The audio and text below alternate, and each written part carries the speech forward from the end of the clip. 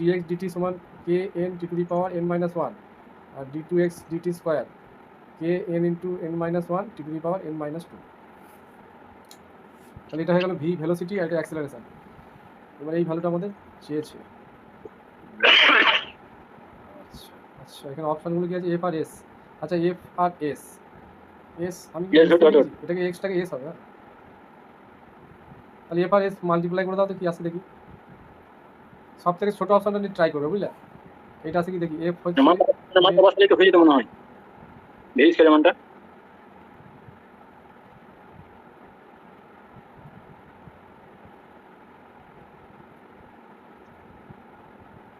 এটা কি আছে বুঝতে পারছি না, n minus one by n, এটা কি আছে তোর বইটা দেখি।